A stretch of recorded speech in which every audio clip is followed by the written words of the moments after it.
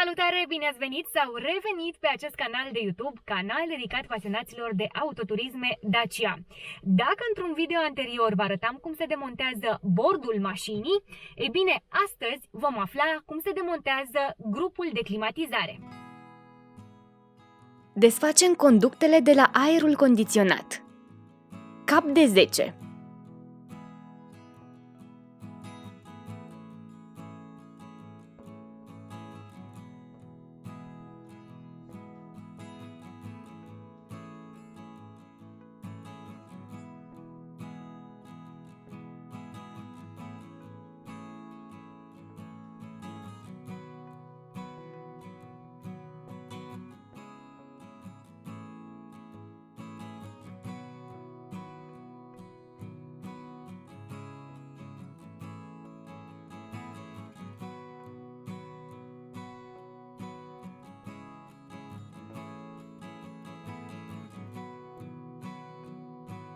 Clește pentru coliere.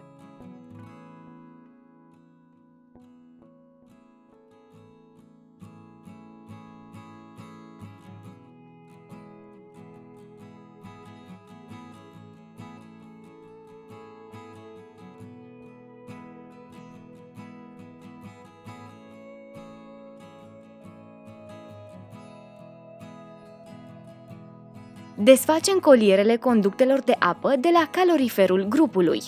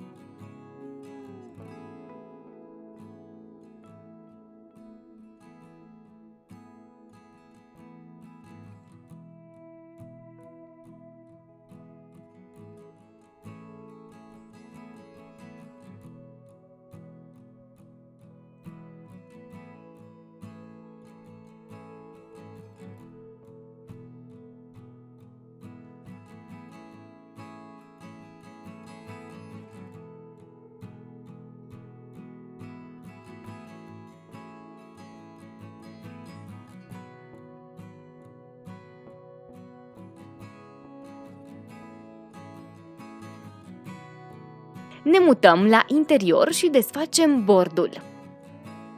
Avem un clip special pe această temă. Te invităm să-l urmărești!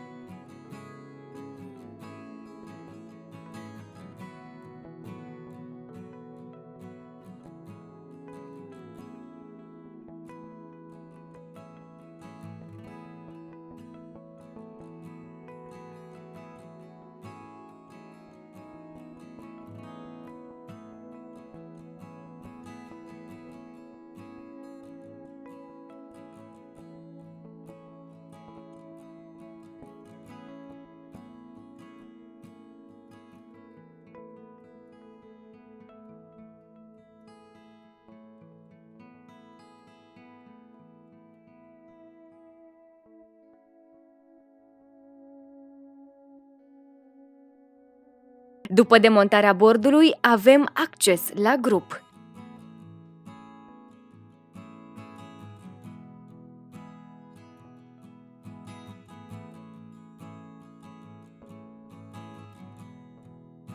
Tubulară de 13. Desfacem cele 4 șuruburi.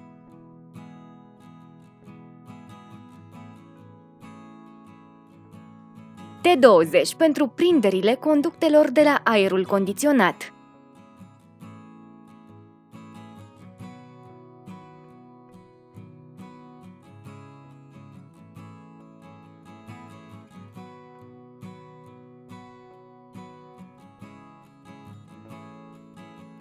Desfacem mufa aerotermei.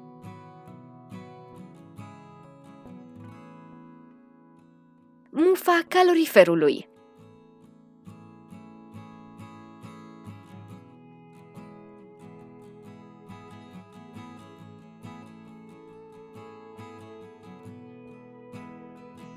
Scoatem conducta ce permite scurgerea condensului sub mașină.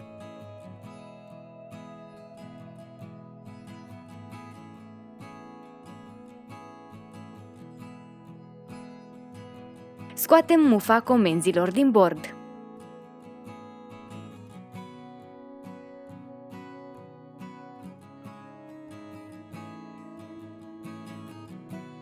Acesta a fost episodul de astăzi. Până data viitoare, nu uitați de like, share și subscribe.